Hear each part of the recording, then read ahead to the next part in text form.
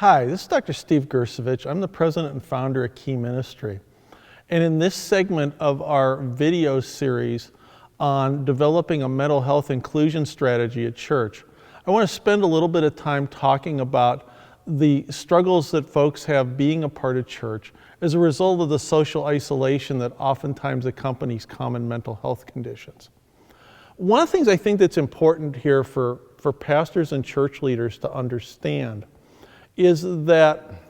in many instances, how is it that people find their way to church? That they're invited by their friends, they're invited by their neighbors, kids from school invite other kids to VBS or to youth group, or to other children's or student ministry activities. But what happens when folks, are wrestling with a condition where, because of the nature of having a problem, say with depression, people become more isolated and withdrawn and lose contact with other folks? Or families who have a child who has a mental health condition where they struggle greatly with self-control. A lot of times those kids have a harder time being able to participate, in youth sports and some of the other kinds of extracurricular activities, offered in your community, where parents tend to meet other parents within their age group. Families who have kids like this oftentimes struggle greatly, to be able to find childcare or babysitting, to be able to socialize with other couples. And so that, if part of your strategies, your church's strategy in terms of, how you grow and how you do outreach is dependent upon, folks from within your congregation being able to invite friends and neighbors that they come across, who aren't connected with a church.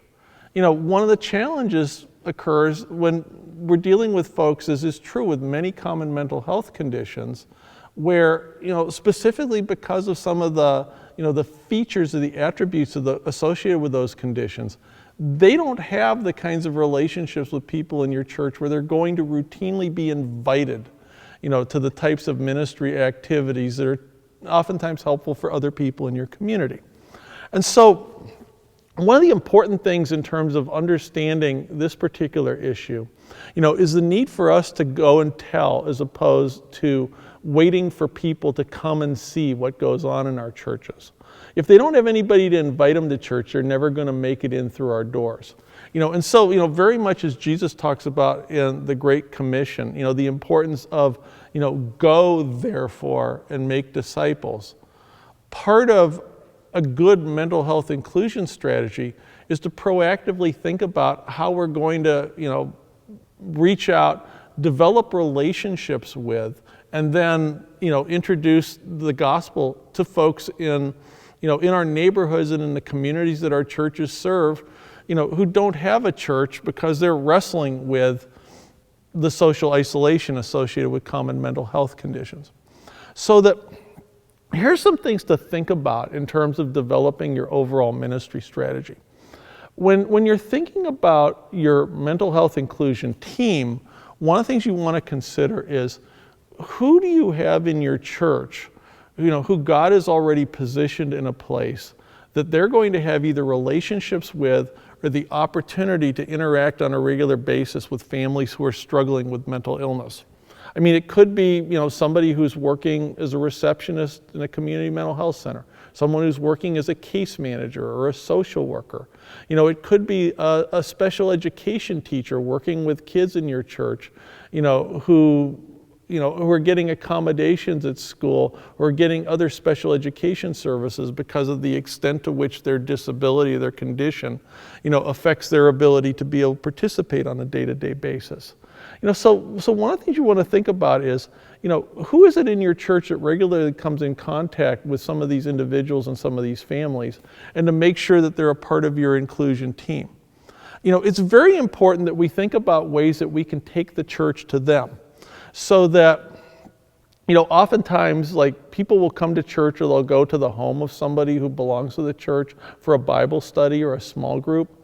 If you have, for example, in your community, if you have, housing specifically for people who are struggling with common mental health condition, why not take the church to them? and offer the opportunity to, for them to be part of a group where they live.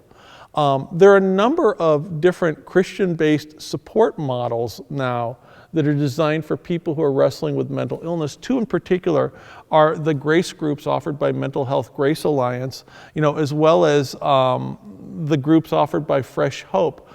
for folks who are struggling with mood disorders specifically. And so, is there some reason, if your church is thinking about offering one of these groups, why they couldn't offer it perhaps in a mental health clinic or in a psychiatrist or a psychologist's office who's routinely coming in contact with folks in the community, or in a community center or some other location where folks who are struggling with these issues tend to gravitate. Online church is, again, another great way of thinking about reaching folks who are socially isolated. One of the things that our ministry has been very successful in doing, and I know that several of the larger churches around the country, that have an established online church presence, are able to very economically use marketing through social media. And perhaps, in our case, the means or the method that we found most effective has been Facebook. To be able to use specific mental health related terms in you doing targeted advertising to folks in the geographic area that you serve,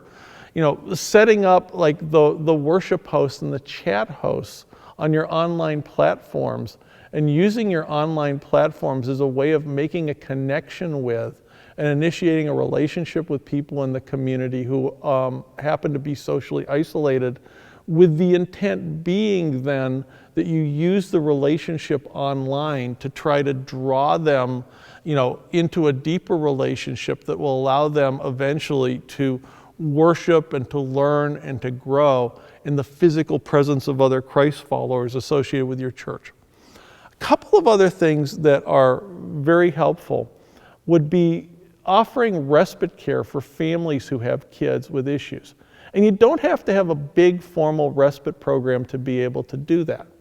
So that one strategy that we've seen employed, at churches in our area is the notion of relational respite.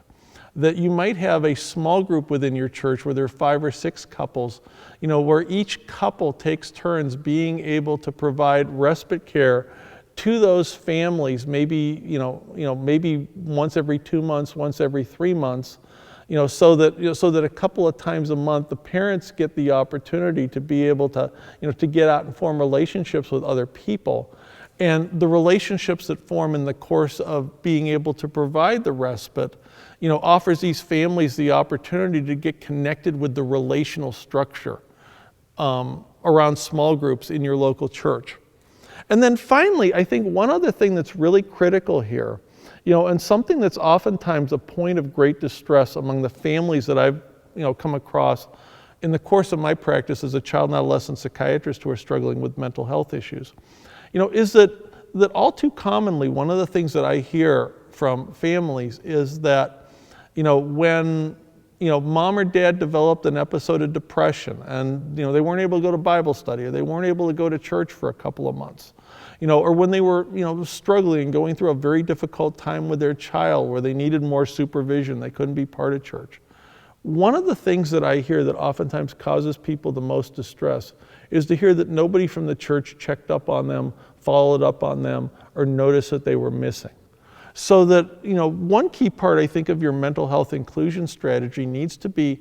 conceptualizing or figuring out a way of being able to, to keep track of your folks and to notice when people who have consistently been participating, in the various ministries of your church